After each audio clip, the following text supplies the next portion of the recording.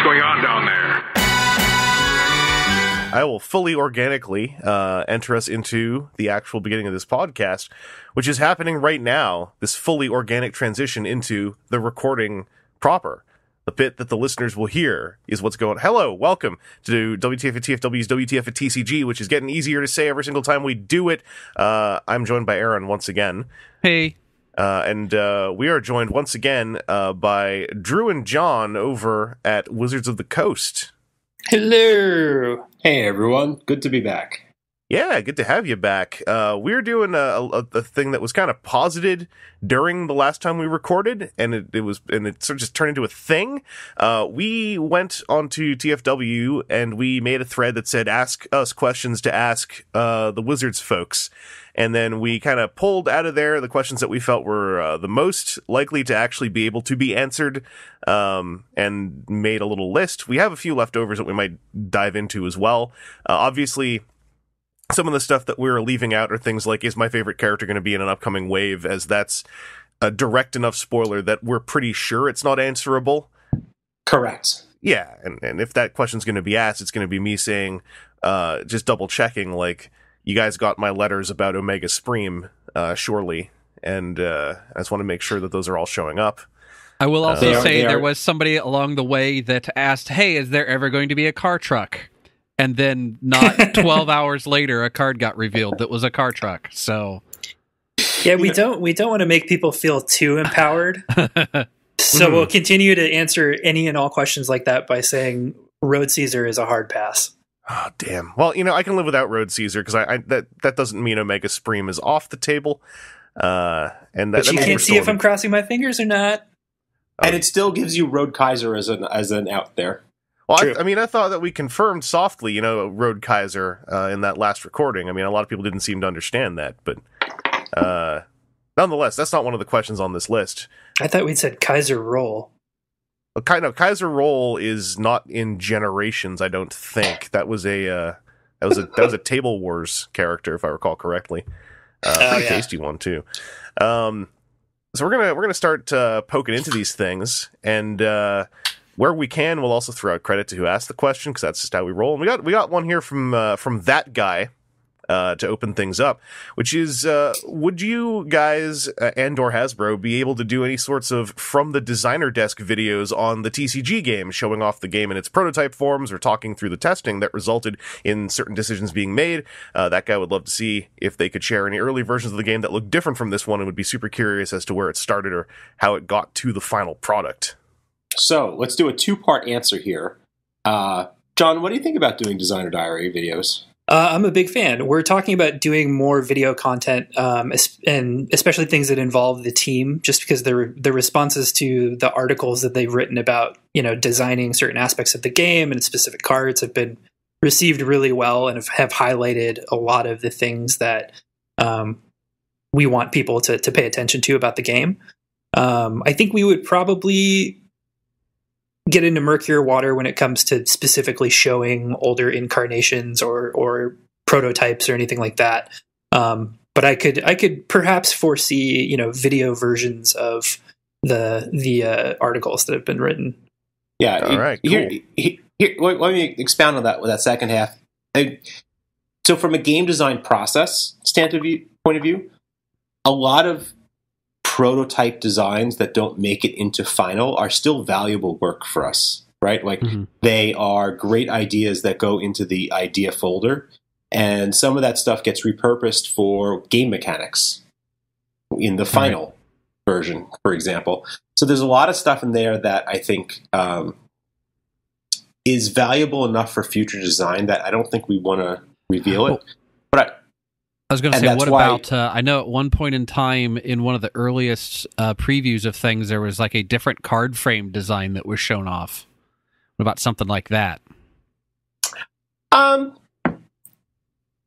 we'll see about that. That early card frame design was part of our proof of concepting of the product. It's not like that was a secret version of the product that didn't happen. Right. It was, we have to put something together to pitch this up to management and executives and to the folks over at Hasbro, and that's what that was that you saw. Okay. Yeah, the one thing for my own purposes is like as much as Aaron and I know about what kind of can and can't be shown in toy development, for me at least, what can and can't be shown for gaming development is still kind of gray zone for me. So I was also really curious about like how much could be actually seen of a prototype version. It makes sense what you're saying that like this stuff could end up being framework for future mechanics or even maybe other games. Like, you know, hardware wise, you guys had mentioned before we saw them that there were all these card technologies, you know, one of which is clearly metabolized into what you could call the combiner cards with the folding and whatnot. Yeah. But yeah, that sounds great. I'd love to see some video stuff. I'm big on humanizing the folks who work on games. Me too. You know, granted, we've talked to you enough times that we're pretty sure you guys are human. So we believe you. I am totally not a robot. It's working. Man, Aaron, have you ever thought about how much he's not a robot? Like, I don't know why I'm thinking of this right now, but it's true. Yeah, it's odd. I mean, I've seen both of them before. I mean, this conversation is literally the Turing test. It's like Ex Machina, but with less dancing. Yeah. If we can convince you that we are totally not robots, then we can move into production on Drew 1.0. So you could barely see the seam where the faceplate goes on. It was amazing. Yeah, until you mentioned it, Aaron. Thanks. It's that new folding faceplate technology. Well, bouncing to one more that guy question. Were there any character cards that were planned for Wave 1 that got pushed to Wave 2? Yes, absolutely. And this is pretty common in trading card game design, that there are we design way more than can go into any given set. So the answer to this is always true. Some things have to get cut. And the way this works is we come up with lots and lots of ideas and mechanics, and they basically sit in one giant design file, and we just play test the hell out of it. And then that gets winnowed down. The obviously not workable ideas get discarded first, but then you frequently end up with more content than can fit into a set. And there's a variety of like what is too much and what is not too much. But Wave 1 in particular, and I think I talked about this on a previous discussion with you guys, we wanted to establish what the box is in terms of design and how that box was bigger than just the core mechanics and stuff. I think we talked about Cosmos as the example of that. There were a bunch more of those cards, and very specifically designs that involved Punisher mechanics. And we call Punisher mechanics things like Acid Storm's specific I hate this one thing. Right. A lot of that stuff got pushed into Wave 2 and future products. Okay. Yeah, so like stuff in Wave 1 that didn't make it into Wave 1 sounds like it would have been the stuff that would have made Wave 1 a bit more complicated up front. That's specifically true with Wave 1. Yeah. Okay. Well, then I just got one more here from that guy who we got to give some credit to. That guy submitted a lot of questions, and a lot of them were also pretty solid. I think only 15 of them were about characters. I am joking. That guy is a cool guy. That's why he's that guy. Well, let's give that guy a pat on the back. Thank you, that guy. Yeah. Well, let's finish off with one more from him, which was about combiners and the designing of them. Specifically, what were your thoughts on scramble style combination? Did you get to playtest that idea, and did it behave the way you hoped it would? Scramble style being the part where on a lot of combiners they can swap the limbs. I think we briefly touched on that when we talked about the rise of the combiners. But yeah, we did. We very briefly touched on it. So Scramble City combiners are really interesting, and a lot of the more recent and modern designs for combiner toys allow for Scramble City configuration, which is really cool, right? Because there's sort of this default configuration that's displayed in on the box art and the marketing, and that's kind of like the canonical version of that character. Mm-hmm. And then you as a collector and player of toys get to do all kinds of cool things, including cross faction like stuff. It's weird and awesome. From a game design point of view, that is actually much more difficult. Well, actually, let me we'll roll that back slightly. From a game design point of view, it's certainly feasible. From an art point of view, it is super complex. Right, you'd have to make sure that it'd be like just static pose, like a Superman pose. That's exactly it. Static pose, no background. So that every time the shoulder is at exactly the right spot, and hope to goodness that the cut on this card isn't down an eighth of an inch, because it'll look really bad. I also kind of personally feel like that would almost become a game in and of itself in such a way that it could take away from the game that you're supposed to be playing. Mm-hmm. John is touching on something that is both a benefit and a negative, but for the very first time we introduced combiners, and the combining mechanic is, I think, more of a negative, which is the total number of permutations of a Scramble City combiner is basically the number of Scramble City parts times the number of Scramble City parts. Right. Mm-hmm. Is that right? It's late in the day. Math. Yeah. It depends on whether the torso is Scramble City. But that adds to tons and tons of permutations, and then you have to, by doing that, what you end up if it's really going to be representative of the IP, you have to do something like, this character's health is equal to the health of all the Scramble City parts plus the torso, right? Right. And so that gets into really weird UI issues. So for the first use of combiners, we declined to use Scramble City as a mechanic, even though some of the combiners in some of the versions of the toys that have been created for them are actually Scramble City combiners. Yeah, every time I've talked about this with local folks, we all kind of go like, man, yeah, Scramble combining would be so cool, and the way that the bottom text on the combiners comes together is like in that unset where you could form cards by putting two together and stuff like that. Unstable. But then, like, it's not even just the art thing where we, like, start going like, oh, they could just, I don't know, make a big card you put over top of the art so you can't see it. But then it also becomes, wait a second, the rules text is on the two leg robots.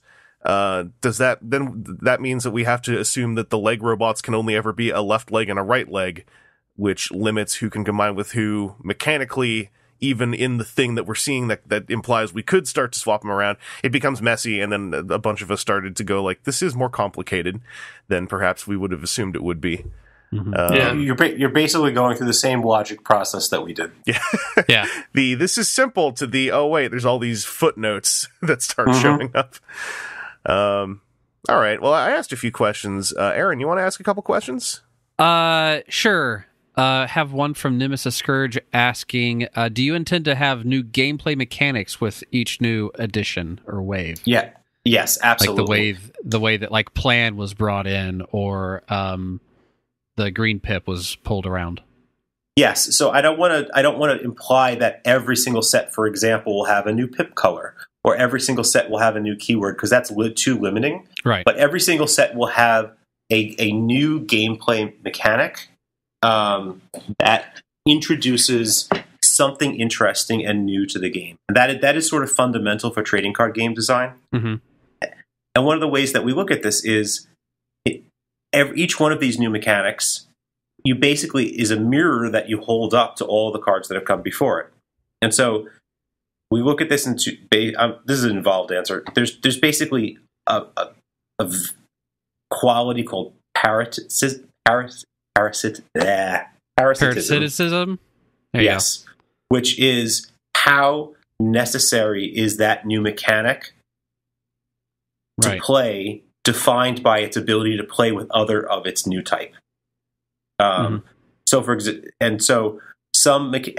we try not to do super parasitic mechanics all the time. So there's going to be this balance. Some new mechanics will say, oh, you want to play with this new group of cards, and in some ways, combiners are very much like that. You want the full team of combiners because they only play the combiner mechanic with each other. Mm-hmm. And some of them, like the new green pip, is very, very the opposite. It has lots of applications, and you've seen some of them that are related to combiner and the enigmas, and some of them are not. I will say that some mechanics that we introduce are going to become a regular part of the game, and Green Pip, for example, is going to be something that you'll see again in the future after Rise of the Combiners. And some of them are going to be specific to a single set. Right. I'm really into the word parasitic as an actual development term. That's really cool. It's it's low key one of my favorite words. So I'm I'm digging this. Well, you're welcome. There you go. So a kind of parallel question that doesn't come from a top part, but comes from J.J. Hubbard that I had down below to kind of talking about with future sets as well. Do you think each wave of cards is also going to consist of the same, like how you had the core set and then like a starter set and a Titan set and maybe convention set in them? No, it's definitely not. Okay. And the wave of cards is going to differ by what's going on in the Transformers universe. It's going to differ based on, what are the needs of the brand at a time. As an example, it is unlikely that every wave will have a starter set. Mm-hmm. We don't need a constant influx of starter sets into the game. There will be another starter set in the future, and I think I've mentioned that in the past, and that we are taking the feedback that we've seen directly and indirectly from the first starter deck to improve the second in a number of areas. Right. So that one's important to us. And I think it ties into the first question about the parasitic rules and mechanics. Is that I know the design team, as much as they like throwing spaghetti at the wall and coming up with crazy ideas, they don't want to impose a new mechanic just because it's cool. They want it to be meaningful. Right. So whether or not we had a great idea for a product, it has to fit. It needs to be meaningful. We don't want to do it just to be, just to kind of put something out there and get people to buy it. Right. That's not a good enough reason. Or because that's the rhythm that we did before. Titan sets. Like you've got maybe 4 or 5 Titans that are really known, and then a bunch of other stuff from the comics that may hit or miss. So after 4 waves, you're done with it. Uh-oh. Right. Yeah. We have another quality that we think about, which is surprise and delight. Yeah. And if everything becomes the same all the time, there's not a lot of room for surprise and delight, because we start to create buckets of expectation. It's like, what's going to fill the ancillary deck bucket? Mm-hmm. What's going to fill this bucket and that bucket? And so, there's going to be some variety. It also takes away my favorite pastime of combing through the Facebook threads and Twitter threads and Reddit threads and just cackling at all of the speculation. I'm sure you've already noticed that a lot, and I'm super guilty of this, that there are already people kind of going like, all right, well, we know that there is a wave, and so obviously there's going to be a related box set. That's where this one could exist. This combiner could exist because it's weirder or stuff like that. I have noticed, yeah. It's I'm impressed. Everybody is very tenacious. Less than a year into the game, we are all already trying to establish its life cycle and rhythm. Well, that's kind of the way things go these days. Yeah. That's the nature of speculation. It's as long as everybody's having fun. Yeah. Well, there was one in here actually that I thought that might bounce off of that. I think this question came from Vorath, which was it's a simple one. Kind of a twofer, I guess. Will we be seeing more promotional materials for Rise of the Combiners at our local gaming stores? And how many sets and how many standalones are planned for 2019? Okay, so some of that we're going to have to surprise and delight you guys on at a later point, or shock and awe. But I think this is a really good point to bring up the demo kit. So we have opened up to all US WPN stores, and those are the Wizards Play Network stores. These are your friendly local game stores who sell our product. Those stores can sign up through methods that they'll know about when you tell them, hey, there's a demo kit available. A free demo kit that includes 2 starter sets. So the purpose of this demo kit is to have materials on hand that we provide for free that let game stores teach people who want to learn how to play. Mm-hmm. And this will also include a how to teach guide as opposed to how to learn, because those are 2 very different things. Mm-hmm. And then poster. Yep. And then a poster. Yeah, promotional Rise of the Combiners poster. And that is going to hit, the ordering window is such that product will hit local game stores right around the release of Rise of the Combiners, so that those stores are equipped to teach without having to spend their own money on that product. which I would be remiss if I did not reiterate, is March 1st, 2019. Company man all the way. In the United States and most territories. Footnote. Wow. Yes. Yeah. Yes. I'm Canadian. They're I have to learning. pay attention to that stuff. Yes. So the other part of that question was asking what is the rest of the release calendar look like? And that is a question we will answer at a future point. Okay. It looks nice. If only you could see it. Oh, how nice it looks. Well, I guess there's actually another one that can bounce straight on that wave. Comes from Nice Mo Joe, who asks, will WotC try to expand on PAX Unplugged by holding more events, I assume TCG events for Transformers TCG, at additional conventions? Very likely. Stay tuned. All right. You guys actually want to get this game pushed out there. Yeah, we've been thinking about it. We thought it might be a good idea. We also thought about just playing in the office ourselves. Yeah. Just make a Twitch channel. I don't know. It's a great game in this very local location. Everywhere I look, everybody's playing the game. So I don't know. Right. 100% of the people in this office play the game. Our adoption rate is crazy. Taking that sampling, that's statistics, man. That's 100% of the people that I'm looking at right now are playing the game. That's it. We're done. Come down to the office. We'll totally lend you a deck. You can't keep it, but we'll lend you one. You can give it a try. You will be patted down on the way out. Yeah. But we have found, PAX Unplugged was great, and Gen Con was fantastic. That's important to us to be able to support events like that. And so, yes, it is very likely that you will see more of that in the future. All right, cool. Well, Aaron, I stuck my nose in again. Do you have another one you want to ask? Yeah, you want me to read the next one on the list? I know. From Dr. Chris Vangelis, MD Esquire Chan. Oh, what a good name. Yeah. So this actually riffs off of the one of the spoiler cards you gave us. And it's the rules question. Does Grenade Launcher stay on thrust if he taps to use his ability while adding +4 to his attack value?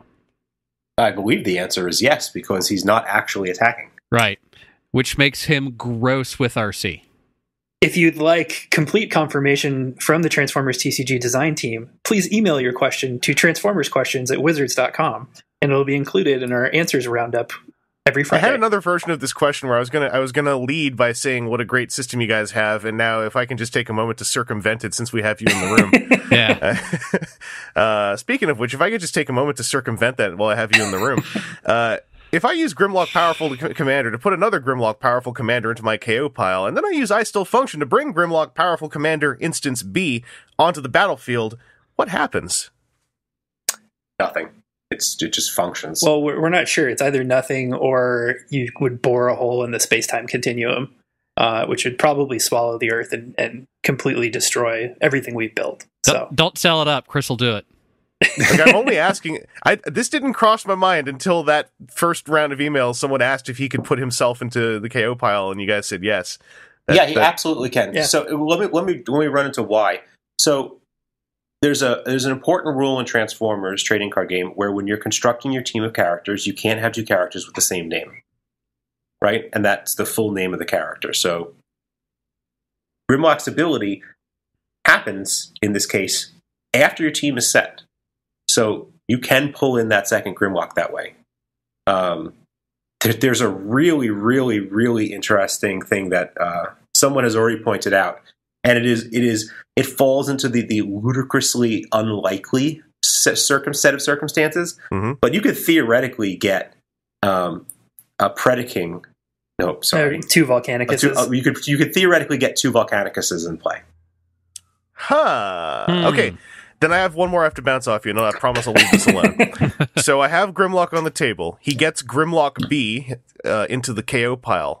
I do on my I have a turn where my team is untapped, but my opponent's team is all tapped out. So I'm going to do an all-in attack.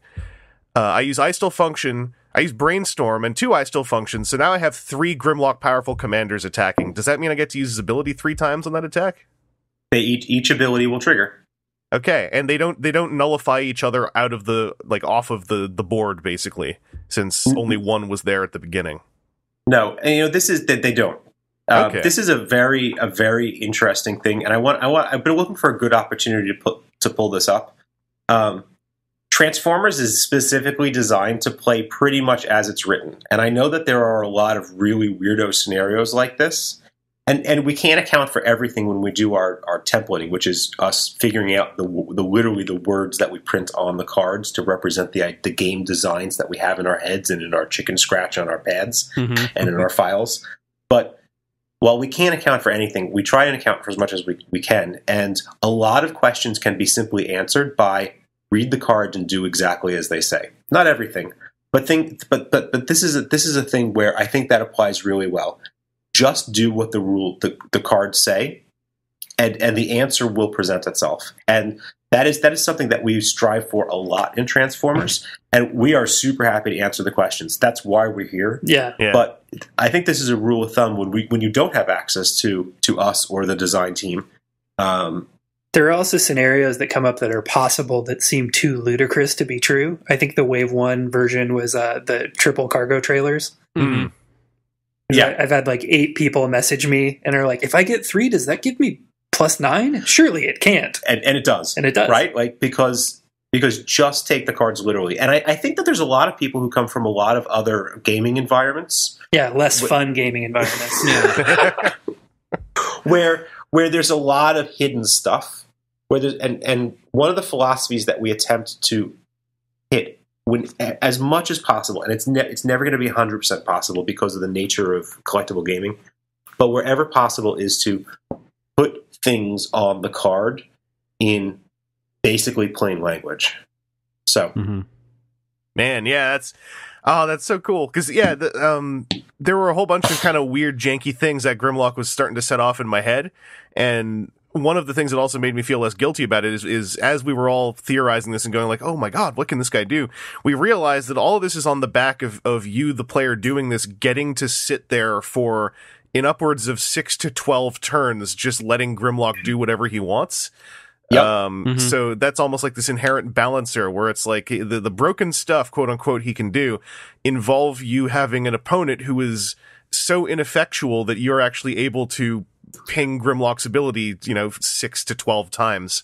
Yeah, if you can just pull that off 94 times, and you can have 18 Volcanicuses in play, each with 1 hit point. Because I was already thinking, you get that Grimlock on a team where he's by himself, then you kind of use him to soft cheat a Volcanicus in with 17 stars of teammates alongside him, and it's like you could do that. Also, that means you were able to attack with Grimlock 4 times in robot mode and transform everyone to bot mode in the KO pile and have an Enigma card in the deck. So it's like if you did all that, then you deserve to have a Volcanicus swing in. Right. And Insecticons didn't kill you. That too. Yeah. Right. Yeah, so if all that happens, like someone said it was almost like an alternate win condition, and I was like, that's a fun way to put it. I like that. And that's why this exists in the form that it does, because the time that it takes is the self-regulating element here. Yeah. There are definitely cool things that you can do with New Grimlock that are possible in reasonable game timeframes, but they don't involve getting 2 Volcanicuses in play. Well, even Cargo Trailer, like, when people say, oh my god, I can get +9 attack, it's like, yes, and hopefully your opponent doesn't have a disarm to ruin that whole chain. Well, it's like the old proverb says, in front of every full nightclub is a very lazy doorman. Having worked in the nightclub industry, that is hilariously true. Okay, that's not on my list of questions. I have to stick to the list of questions. This is as good a time to announce it as any. Wave 3 is Drew Nolosco's Bouncer Diaries. There's no Transformers content whatsoever. Well, as long as the mechanics are sound, I'm fine with it. It's way more violent. As a bouncer, you have to plan and be brave. Okay, hold on. No. We're getting there. Yeah. And yeah, never mind. Let's go on to the next question. I'm a parasitic bouncer. What's up, everyone? We got one here from Vorath, which is hitting another one of those elephants in the room that John gets to deal with all the time, which is organized play. So many people are asking for this, and many players don't want to give the game a look in many areas till WotC has some sort of OP. Just something with a rating system and alternate art promos for gatherings would give the game a huge shot in the arm with the regulars at LGSs. Everyone likes to know where they rank, even casually, which is why leaderboards are so popular in video games. It doesn't have to be a pro tour or anything, end quote. So, I will say with a lot more oomph than we have in the past, we hear you guys. And this is, we appreciate this feedback in a very deep and meaningful way. I will say that rating systems are not something that's going to happen. I'm pretty positive about that. Okay. In terms of like, when I hear rating systems, I interpret it as like an ELO system where you have like your global play rating that goes up and down based on your wins and losses. That is something that we are not looking for this product. But we do have some interesting things in the works. The definition of organized play is going to differ from listener to listener, and now is not the right time to be more specific. But you're going to see more support. The demo kit is a very, very early type of that, and that is part of what we consider organized play in one end of that spectrum, providing more support to stores so that they can help build communities in a more effective way. Right. That's one thing I know with Wave 1, after it was out, going to the couple of FLGSs around here that was trying to draw anything out of them that was like, if you want to come and play, you can, but until there's backside support, like there's no incentive for them versus, Magic or anything else that's like, hey, here's the shiny things to throw at players because they have the attention span of goldfishes or whatever the reasoning is. So yep. So I also don't want to say, demo kit, that's it, that's the only we are looking at the feedback from stores themselves, from players, from fans and commenters, but it's more on the table than in various forms than it was at launch. Now is a more appropriate time. And we've been listening and monitoring this entire time, just in case anybody thinks we were ignoring them. We hear the feedback and it's important to us.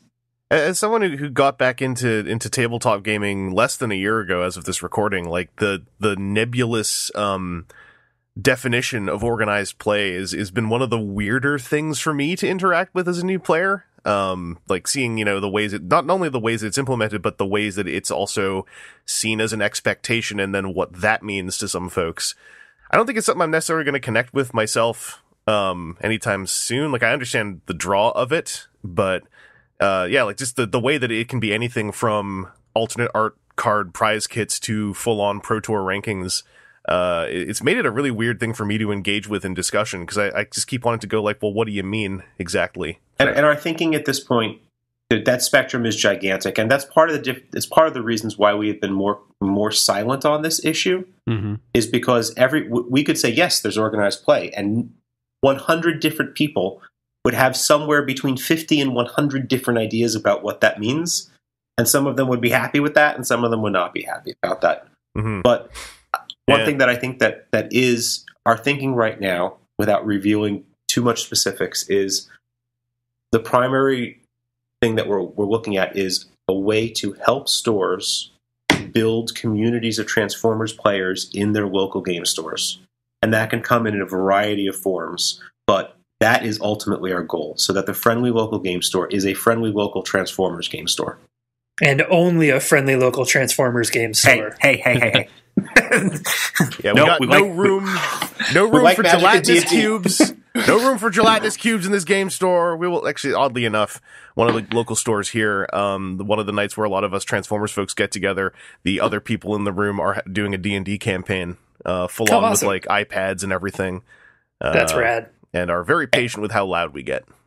And what is the name of your friendly local game store? That is this one is Three Kingdoms Gaming. I just added the word gaming because every game store seems to have that, but it's Three Kingdoms, over by Eglinton Station, in Toronto, Ontario.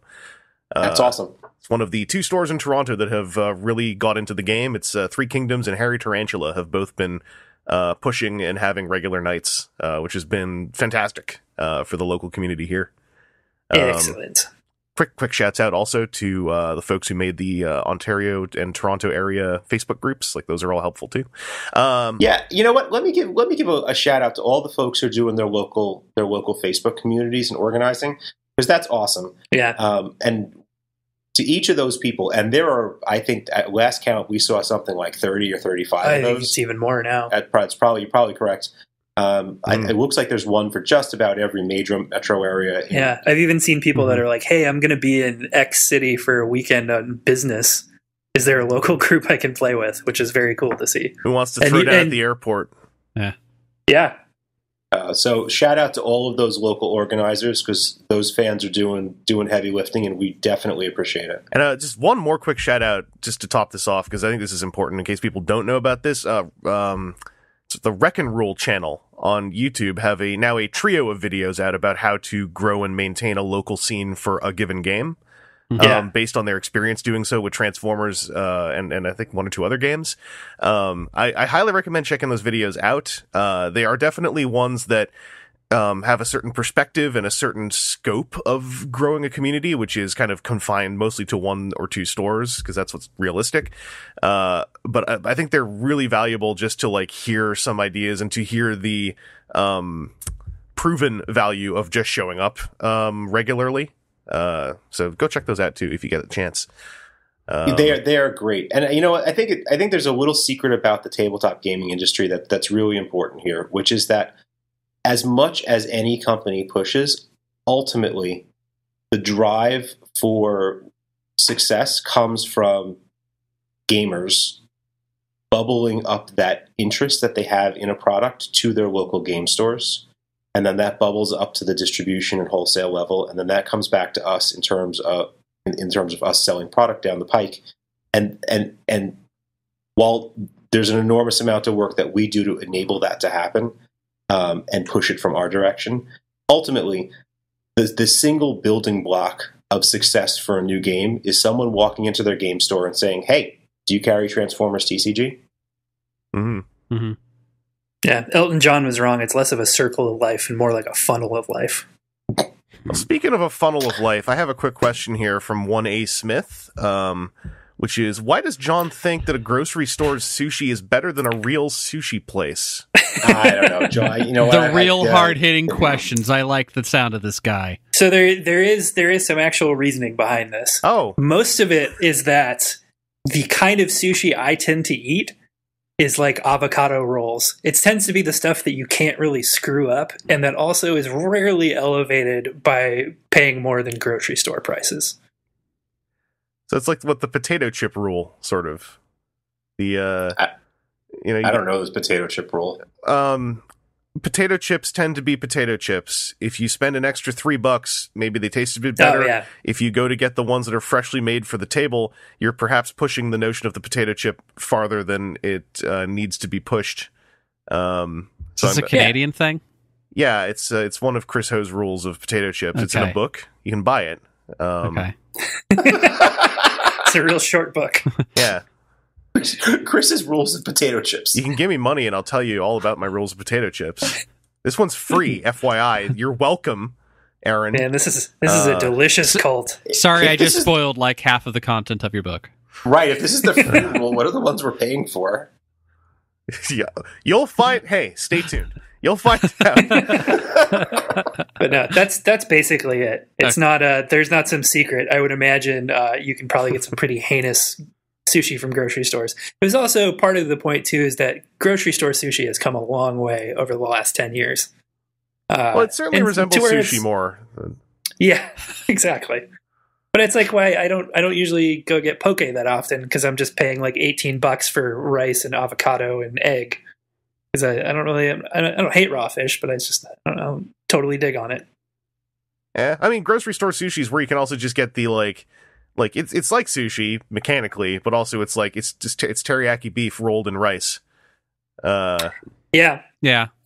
And you can also buy the amount that you truly want, so that you can eat until you hate yourself, and there isn't like a server or a maitre d' looking at you the entire time. Making just eye have contact. to look at yourself. So it's self-shame is ultimately what it comes down to. Yeah, I'll take self-shame over public shame anytime. Have you ever done the all-you-can-eat sushi where you have the moment with the server where it's like the aggressive eye contact shared of like they think that you know too well your limits, but they also want you to order too much, so you have to pay extra? I learned that lesson, and there was a place called Todai in Redmond, Washington that we went to in high school, and we ended up laying down on the sidewalk outside afterwards. Oh, God. I mean, I don't know the neighborhoods that well, but I'm hoping that's one of those sidewalks that are safe to lay down on. Oh yeah, very much so. All and right. It was summer, so it was sunny out. But yeah, we learned some important lessons that afternoon that have stayed with me for a long time. Speaking of important lessons, this is totally naturally going to bounce off of this. In design, do you use rarity as a way to silo off difficulty, keeping complexity on higher rarities? So we actually do, but it's not for the reason that people think, or maybe it is. It's primarily for limited play, that is sealed pack play. There is some amount of complexity that we don't want overwhelming, like say 2-pack sealed or league or sealed deck that people do, like 5-pack sealed deck. Mm-hmm. And rarity definitely helps us moderate how frequently things show up in those environments. So the answer is yes, but it's primarily driven for that reason.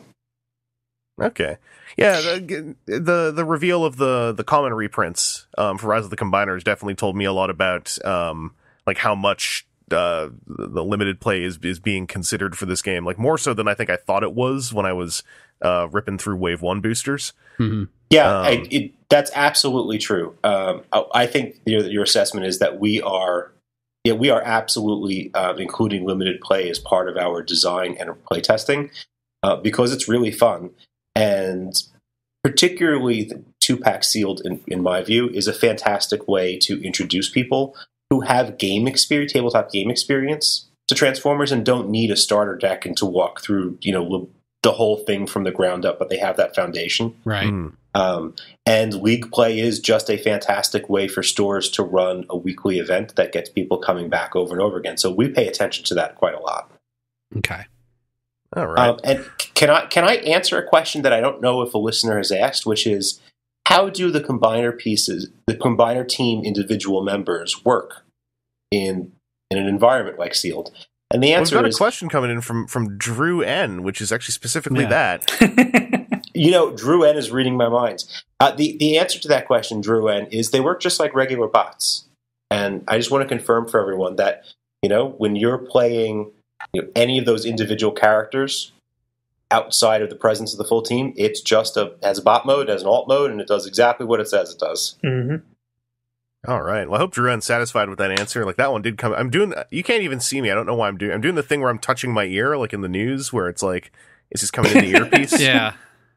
I do a lot of motion acting during podcasts no one ever sees. Sometimes I'm standing on my hands. It's true. It's not true. Aaron, if you got a question out of here you want to hit up? So I'll do my last one, actually, that was a question given to me by somebody at work that I've gotten into the game a little bit. Nice. So his question was basically about like the Metroplex card itself. His question was, being the first to create, market, and distribute something that size, were there any issues or speed bumps or quirks that came about from making something 4 times as large as anything else out there? Any lessons learned or things of that nature that are interesting to share? So there were some, but not as many as you think. Okay. What people would think, because it's less. It's not about making the physical object itself. It's card, but just bigger. In the same way that our character cards are cards, but just bigger. So all of the knowledge, and kind of hilariously, we've actually done that card size before, or something very, very close to it, for the Duel Masters game, which prototypes a lot of our weird stuff. There have been at least one promo card that was released for Duel Masters that is that size, except just slightly different proportions. All right. I brought up the Duel Masters folding card thing many times before, like locally, before the reveal of Rise of the Combiners. And I just feel like I feel like still not enough people's. Like, I don't know that game very well, but all I know Duel Masters 4 right now is that seems to be the place. Like, look at whatever weird cards they did, and just recall that they're from the same company. Yeah, the or don't look at it at all ever. True. And be amazingly surprised every time. Yes. I don't even know what a Duel Master is, huh? What?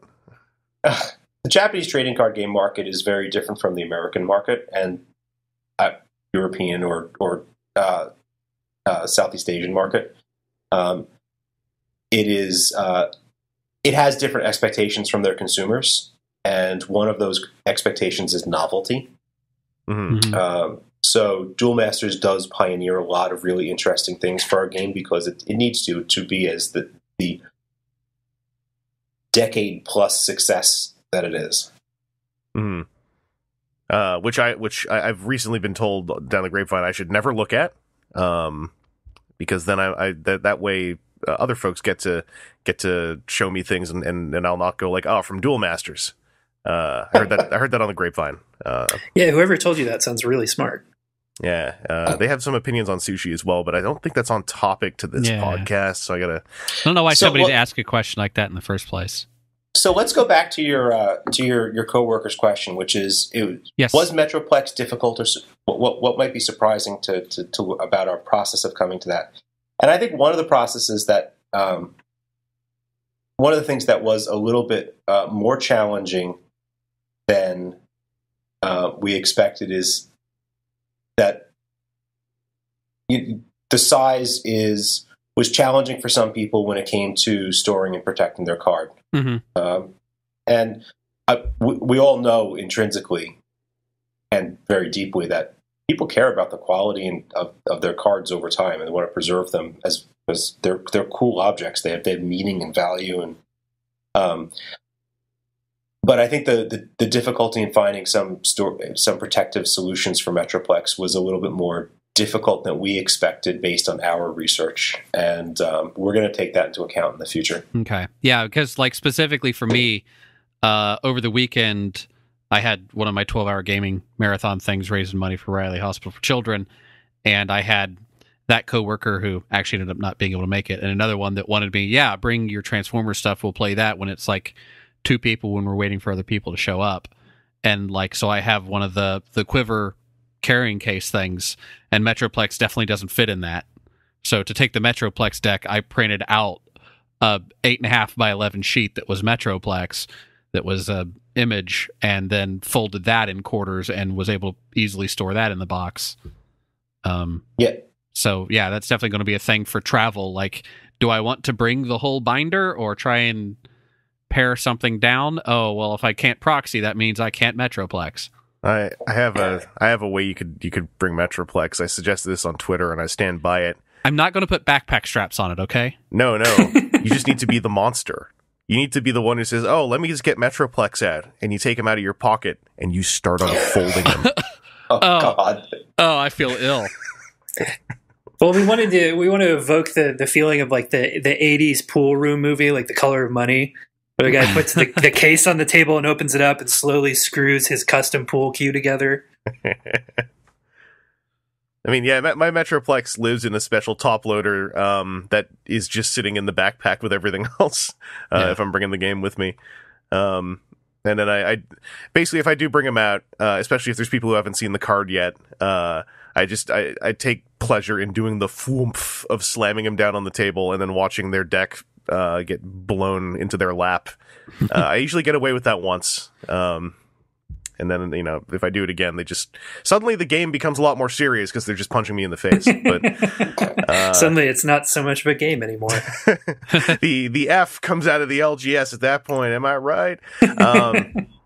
We actually have I just realized there's 2 questions on here that kind of form a 2-part question. That's pretty straightforward. So I'm going to grab Ezim93 and Harry543's questions. Good numbers too, by the way. And together they're asking, for how much longer will you be printing Wave 1 cards until phasing it out? And it might be too early to ask this, but are we going to follow a block format? Kind of like what you might see in stuff like Magic. So that first question is not really something that we answer as a company. Mm. The way I will answer is say, Wave 1 is going to be available for some time. And there is definitely going to be Wave 1 product available even when Wave 2 has been released. So I don't think that this is something that players need to worry about if their concern is, I still need to finish my collection or something of that nature. Mm-hmm. Some Wave, in a lot of places, and I think we've started to see this, as stores and entities that sell our products are prepping for the changeover. Some of them are going to reduce the amount of Wave 1 product that they sell, but there will still be product available if people, need it. As to the second question, which was, sorry, can you repeat the two-parter? Yeah, second half is asking, and saying it might be too early, but yeah, is there potentially going to be a block format for Transformers? So it is too early for us to make that decision. I can tell you that we don't have a preformed notion in our head regarding this. Mm-hmm. There are pros and cons each way, and really it's how the consumers, the players, the people who buy and how they evolve community and play, and we need to see the direction of that before we make determinations that are like block format. So I will say it's certainly not off the table, but it's not something that we're specifically driving to either. Mm-hmm. Okay, that's not a satisfying answer, but really what I'm saying is something that I think we've been saying over and over again with Transformers is we are super interested in looking at what the community does, looking at what the response to our products and our promotions and our offerings are, and adjusting over time. And if it appears to us that block format is the best way to make our gamers happy and satisfied with ongoing play, that's what we'll do. If it leans towards another direction, then that other direction will dominate our thinking.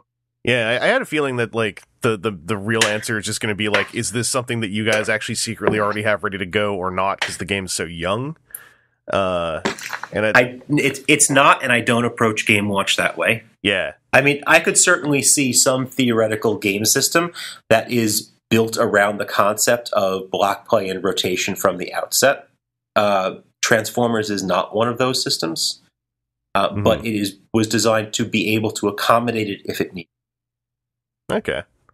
And as for the availability of Wave 1, I didn't really think it was going to be a problem because I got into Magic with Dominaria, and every single standard set at the time, which went back to Kaladesh, were still really readily available at every single store I went to, and some of those were a couple years old. So I wasn't really thinking myself that Wave 1 was going to get a shelf pull basically the moment Wave 2 came out. No, that'll certainly happen in some stores that have, and that's just normal business practice. Mm-hmm. But particularly at local game stores, the availability of Wave 1 will be good. Mm-hmm. And it kind of also returns back to kind of one of the overriding points about the game, and when we were talking about finding a community. If you go into your local game store and they don't have the game, you can always ask. There's a good chance if they don't have it for one reason or another, they can order it. Right. Because it goes through distributors and everything else. So, don't be shy, or try not to be. Sometimes that's hard, but chances are you'll be able to find somebody who has it or can order it. All right. Well, let's pop over to, we got a handful of questions left here in our special list, in our special Google Doc. And one of them is actually something that I was curious about. This comes from JJ Tops, which is, would you guys consider doing more powerful versions of combiner team characters, not for use with the combiner mechanic, but more general use in regular teams, like an 8 to 10 star version of Onslaught, for instance, from the Combaticons? So first, I want to point out that JJ Tops is the early predecessor band to ZZ Tops. They went through several iterations until they got to their final form. I was going to say JJ Tops sounds like a BMX champion. But these are not mutually exclusive. So that's a good point. I think that what we do here is we take a look at the appearances of these characters in Transformers toys and the other sources of Transformers inspiration from the larger brand universe. If there are characters who have had significant standalone appearances outside of their membership in a combiner team, particularly if they had a standalone toy, that is a reasonably likely option. If a character is only present in as and it's that character, his or her essential nature is as a combiner team member, then it's less likely. So it's not off the table, but it's really about how does that character fit into the larger Transformers IP. And in the same way that we would not want to take any of the other subgroups of Transformers and just willy-nilly, create rando versions of them, we are Transformers, and we do get to do cool and interesting and sometimes new things. But the philosophy of honoring the reality and the nature of a character is what drives us in how we make our card versions of characters. Mm-hmm. And for some of these characters, that answer is no. They're a combiner team member, and for others, yeah, it's totally possible. And now a peek behind the curtain. I need to ask a question of you. When is this going live? Whenever, really. You put it live if there's a certain timing that works better for you. That was a peek behind the curtain. So, for example, Optimus Maximus is made up of a number of characters who have a nature that is primarily their individual and non-combiner presence in Transformers, like Optimus Prime, for example, or Hot Rod. But in Wave 2, their presence is as part of the Optimus Maximus combiner, who, incidentally, is primarily a Scramble City style combiner. But in this case, we've taken the sort of canonical configuration and used that as the team configuration and limb placement for this. So, Hot Rod is, he's a combiner character here. He will absolutely, at some point in the future, have another version of Hot Rod where he is not a combiner and may actually have his trailer. But in this case, he's just the car, and he forms part of Optimus Maximus. You're gonna break so many hearts if he shows up with that. Doesn't show up with his trailer at some point. As a car truck, even as a car truck, yes. Well, let me just say, man, I remember when that Optimus Maximus reveal happened, and boy, was that a day. Sure was. Yeah, January 31st, 2019 was a heck of a day. It was incredible. We had just recorded a podcast with some guys from a company called Wizards of the Coast the day before, turns out. And, very interesting day. Well, I remember them. Yeah, they went on to buy Apple. Yeah. Such a long time ago. One of them created microwavable sushi, which, you don't think it would make sense, but it worked. It still comes out cold. That's the part I don't understand.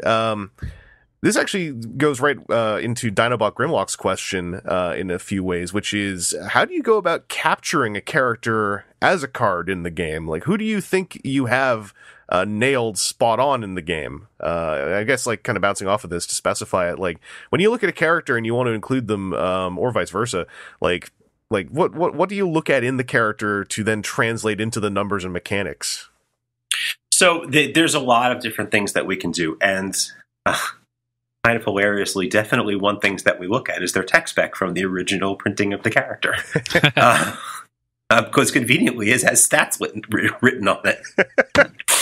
Of course, we have to use the little red plastic thing to actually figure out what the stats are.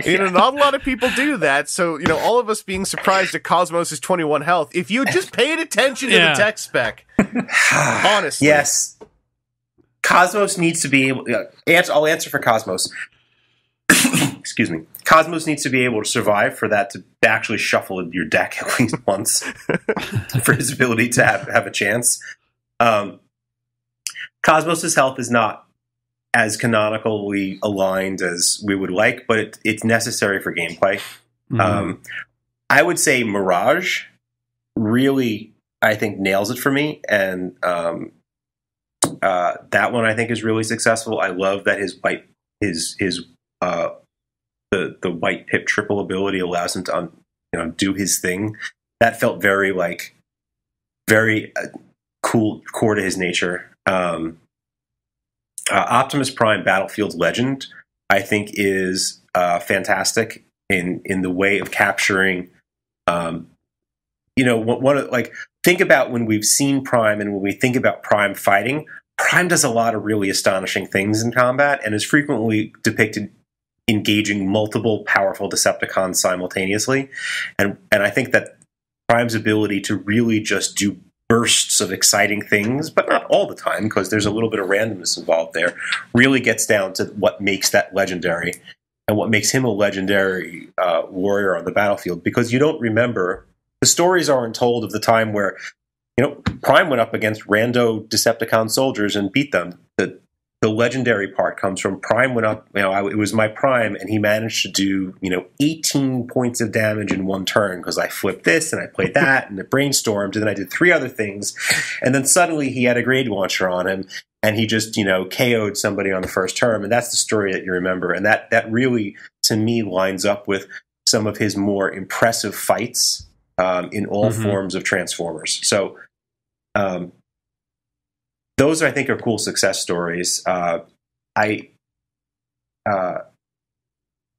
back to how do we figure this out, we do a lot of it ourselves, and we do a lot of it with Hasbro. We are directly linked into the Transformers creative and IP team.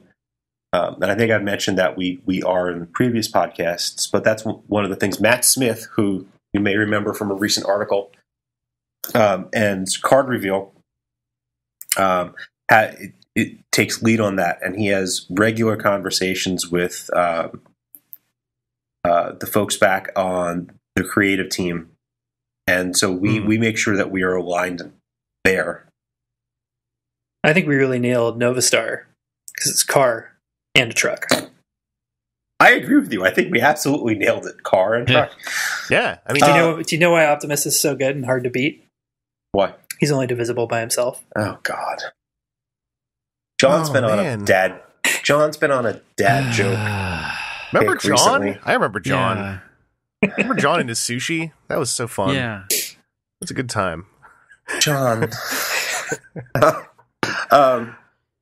What do you guys think are most successful? And I'm curious to for the viewers the listeners out there, what characters you think we have really nailed the essence. And I want to say, and please think about it in like versions or iterations of the character, not like the entirety of the character through all representations and forms, all 13 toys.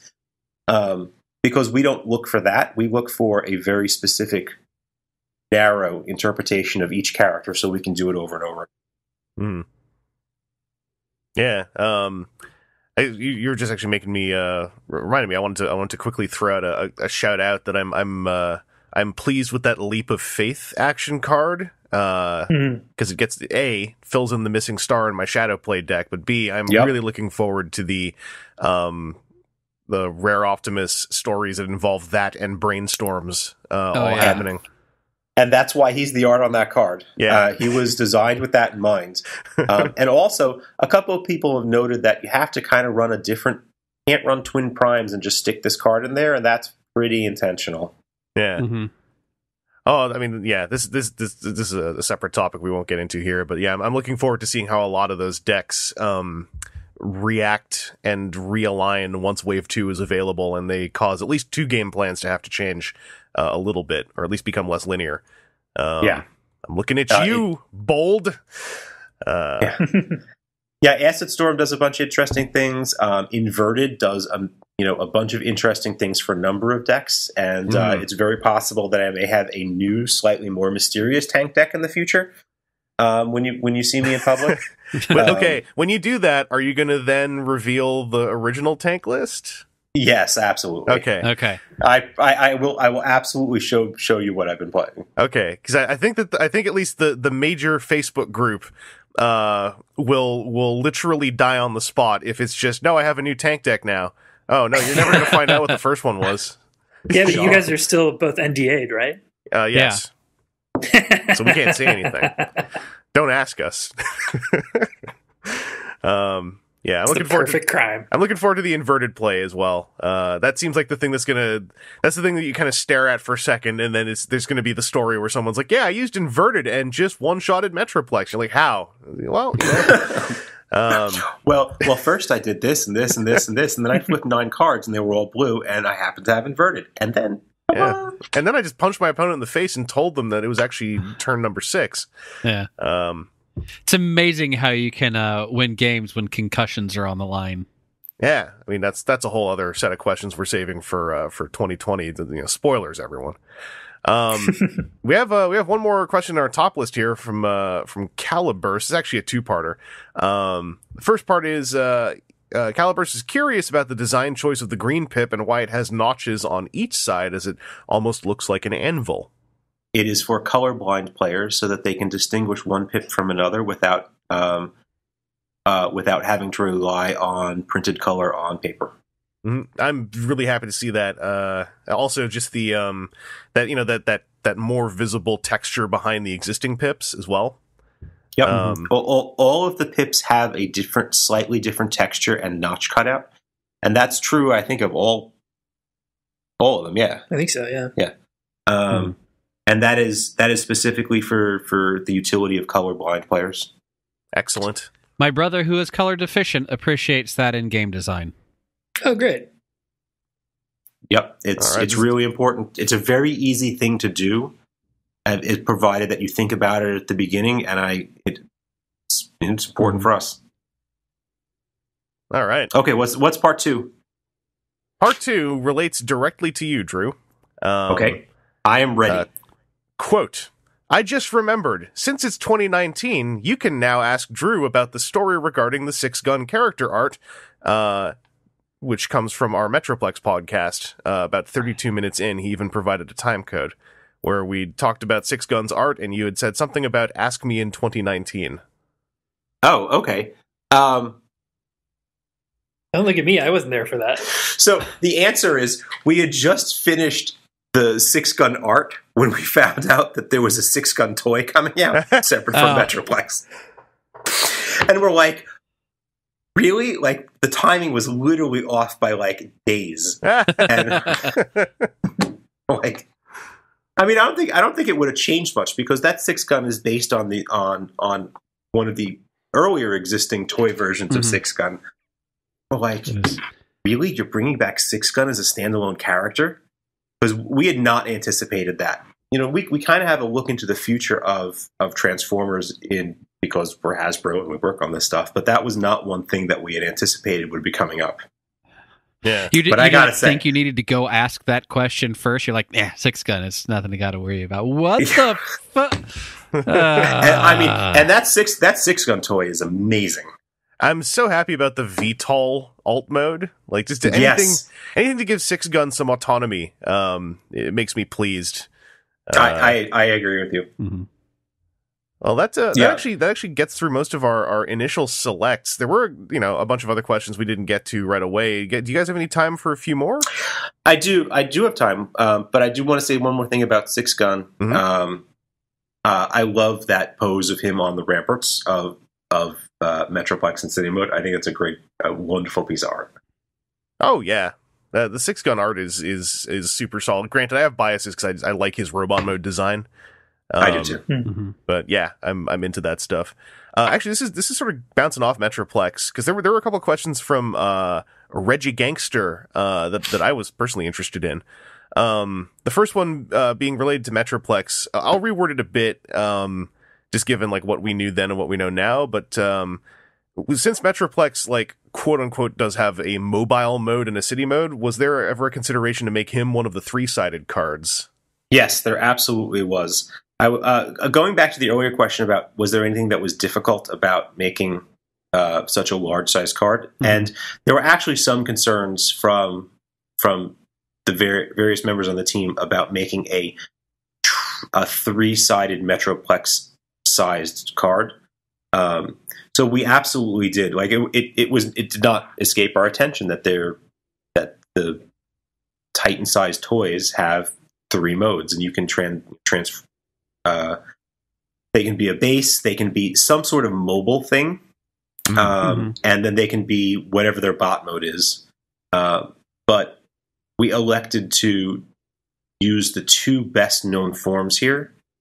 And this is not just something that's restricted to Metroplex, because lots of Transformers toys have some either secret alt mode, additional mode, or have accessories that can be added to the toy to provide a different take, particularly on vehicle mode. Like lots of G1 character toys, for example, came with, and it's particularly true of Combiner team members, came with kibble that you could add in, and it would form like, this is Stunticon car plus gun turret, effectively, right? Like Dead End has that.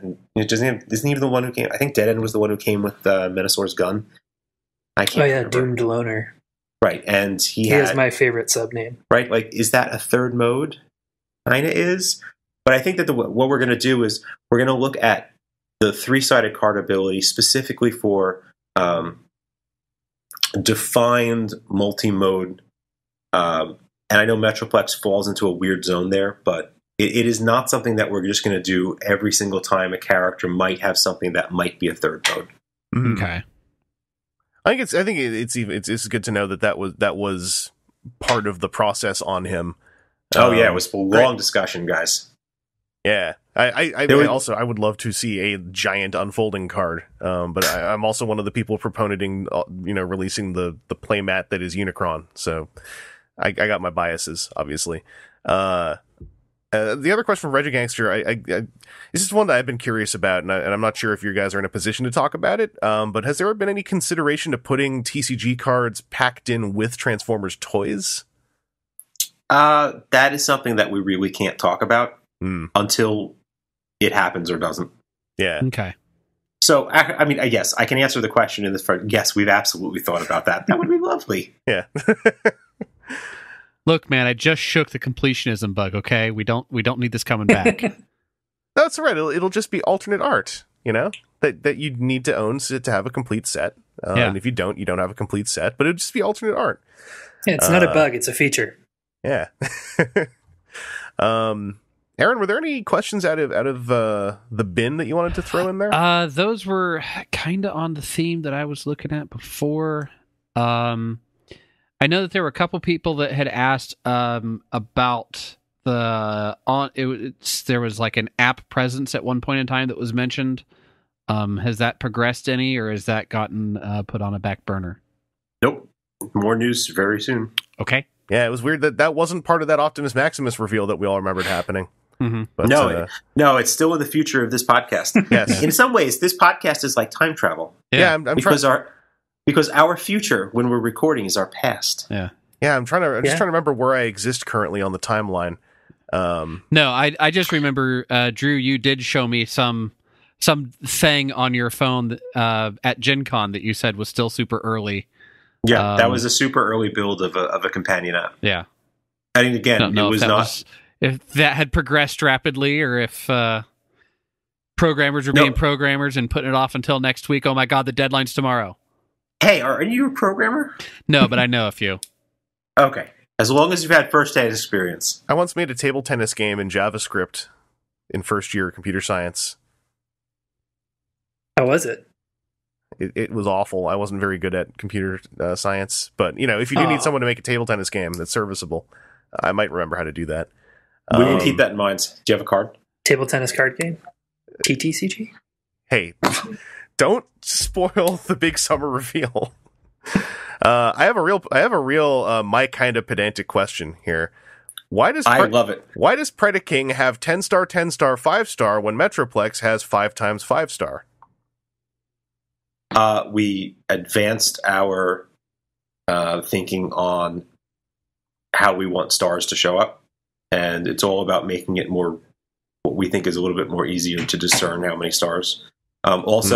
We're never going to be completely uniform in all cases because of the amount of space in various areas where stars go, and that changes from frame design to frame design.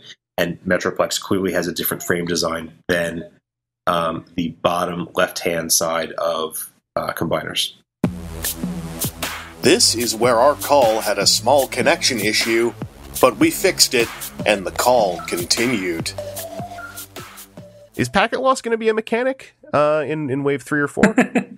If you're talking about lack of communication between players, no, that's the exact opposite of what we want to happen. We want players to be absolutely in sync with what their opponent is doing at any point in the game. Okay. But that's not saying that tactic won't work. It's just it won't be the focus. I don't know if I don't think we can officially support any type of packet loss during a trading card game.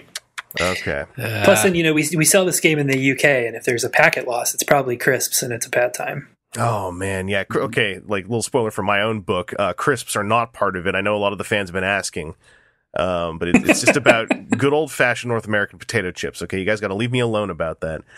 Let the man write his entire second book on crisps. Yeah. Spoilers for the summer. Do you have no sense of economics? I did not synchronize that release with the Optimus Maximus news. That was still to come. And the third book in your series is going to be called Smash 'em, Stir 'em, and Stew. Yeah, there you go. Okay. And then it'll be the Potato Trilogy. His right leg isn't a transformer, it's just steamed haddock. Is that a Wave 5 spoiler? We're working on getting the toy made right now, but the slime is a factor. You'd mentioned with Duel Masters, TCG collecting and play in Japan. We did have a question from Badlander86, which was, while it's unlikely, will the game ever see print in Japan? I asked this because Japan has a tendency to generate quite a bit of exclusive product, and a lot of the characters you guys mentioned, like Lio Kaiser, Star Saber, Road Caesar, and Road Kaiser, would likely be better received by a Japanese audience. It is not something that you will see in the near or midterm future. Okay. I'll just put a format text strike through on that one. That's a little behind-the-scenes spoilers for everyone else who's listening to this. It's just having a comb through here, see if there were any other questions. Oh, this is another kind of a weird one. A bit of a classic one, but I've actually done a promotion like this with some older game 15 years ago. I forgot which one. This comes from Wild Will. Maybe better known as Wild Bill. Any chance there will be a wrapper redemption promotion? I've been saving all my booster pack wrappers, and I want to know if I can just trash them or if I should continue to save them. So, I'm going to do a 3-part answer. 1, the G.I. Joe helicopter, of which Wild Bill was the pilot, was my favorite G.I. Joe toy as a child, and survived for a long, long time as my winnowing collection of childhood toys dwindled until I dropped it and snapped the main rotor blade on the metal part that connected to the hinge push engine. And man, I would love. That was a sad day. So Wild Will, nice username. Secondly, no, there is not going to be a wrapper redemption program. I appreciate that you have been saving up in the case. And I understand that the perhaps bot points from way back in the day perhaps were inspiration from that, but that is not something that's going to happen. And the third part of my answer is, please check your local community's recycling guidelines, because in some localities, booster packs can be recycled, provided that your local community can recycle that type of packaging. All right. And in all localities, that type of packaging is a very effective insulator and can be used to make a cape/blanket. And, I guess since it's all just getting spoiled, if you do want to know the subject of my 2020 series of books, well, there's your hint. Stay tuned. We actually had a question from the list that I'd highlighted because we went to something else and we didn't come back to it. So this would be, a nice way to close the book on this. We had one more question here. I think this is under the That Guy list. Transformers is different from MTG, Magic the Gathering, in that it already has a very strong accompanying fiction. Oftentimes the universe is created for whatever product in Transformers is coming out. Was there ever a point in the game's development where a discussion on establishing a fiction specifically for the TCG was happening? We did have some light discussion on that, but that we rapidly decided that was not the best way to present Transformers in this game. And the reason for that is because for Transformers, unlike Magic, where we are the originators of the IP, here there are a bunch of experts who are passionate creative professionals like John Warden and Matt Clark and the person they do, back at the Hasbro Transformers team, who in their respective disciplines, art, writing, toy design, are the ones who are best at driving what Transformers is from a creative, IP, and narrative point of view. And then that led into another important decision, which is telling narrative in a non-linear experience is extremely challenging, both to create successfully and also to be received successfully as a gamer or consumer. And by that I mean we could make a card game that has narrative built into it, but the idea of creating narrative where we don't know what cards are going to be in the pack that you open. Right. And so you could experience the ending card first. That's very challenging, and especially for Transformers, which has some really wild and crazy narratives. I mean, most science fiction and fantasy does. We decided that we would rather show poignant moments or vignettes, and you might see a little bit more of this in Wave 3, actually, where we'll let that for the future. But but no. So we did have that discussion. That guy. We did consider it. We rapidly came to the conclusion that was not what was going to be the strength of this game. And the strength of this game was to give players and fans elements that could be recombined in the form of decks, and people can create their own narrative and fandom that way. But that the official narrative and fandom should still be led by the people who are best at it, which is the Hasbro creative team. Okay. Well, yeah, that about, I think, does it for our list of questions. I want to acknowledge, just in case someone, is chomping at the bit, some of the questions we didn't want to, just straight up ask you guys, because there are questions that are just known unanswerable. Those include, will a certain character be in a certain wave? How many waves will there be in a given year? This very specifically, because I've seen it covered on the Facebook group already, it's still a stay tuned thing. The nature of upcoming and existing convention exclusive cards, reprints, what might be coming in the future. We got questions about that stuff, and I want to acknowledge at the end here rather than the beginning that that stuff is already kind of fallen under a hard thing to get people over at Wizards to actually just answer, because it falls under the same sort of things that they have mentioned during this podcast. There are some things that are just not revealable at this time. You just wanted to make them listen to the entire episode before finding out that you weren't going to answer their question. Exactly. Yeah. You got to get them hooked. And I'm not going to answer those questions, but I will. I do want to speak directly to the fans who submit and ask those questions. I love that you ask those questions. The fact that you come up with questions that I can't answer, because the business success of this product line means that we need to reveal things at certain times or reveal certain information or characters or all that kind of stuff. The fact that you ask those questions means that you're passionate, and you're showing your passion to us. So I love hearing them, even if I can't answer them. And I kind of apologize that I can't answer them, because I want to tell you. I really want to tell you. Yeah, that's why John, I want to acknowledge that, just so that it doesn't feel like we're shoving all that under the table. But also I want to acknowledge it at the end, so they had to listen through. So I'm gonna pull a classic, what we call the Drew Nolosco here at the end. I'm gonna flip I'm gonna flip the table here for a second. Do either of you guys have questions for us as players, or for the player base who might be listening to this and having a comment section to leave answers in? Yeah, so there was one definite question that I kind of hinted at that I would love to hear, which is the question to us was, which characters do we think were most successfully implemented from what we call top-down design? That is, the character first and the mechanics flowing out of that. And I'd love to hear what characters you Transformers fans think were most successful from your point of view. Where did we really hit it for you? And say you look at the character card or battle card, those are cool too. And say, wow, they really nailed it. That works. So that we can always improve how we make these character cards and battle cards in future products. I'd love to hear that. And why is it Nova Star? Well, I have a dissertation right here about Nova Star. I mean, it'll only take about 75 minutes to read through. I've practiced. You know what? Actually, I do have. Let's talk about Nova Star for a question for fans.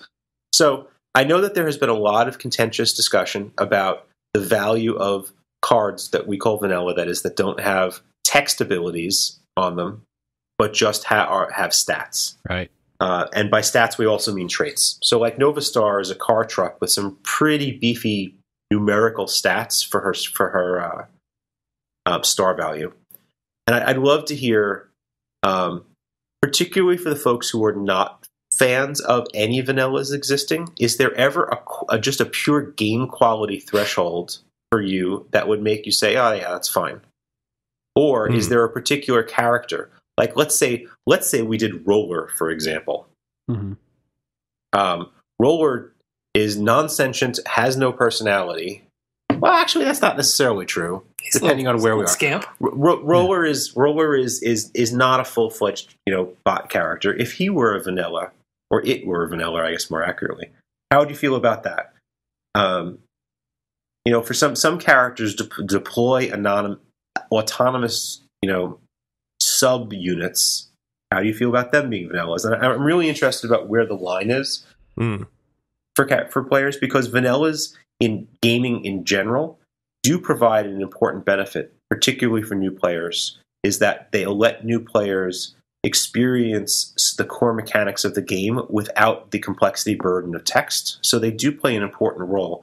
But on the other hand, I recognize that they are very samey looking for in a lot of cases, and that experienced players don't find them as valuable in many cases, but not all. So I'd love feedback about that.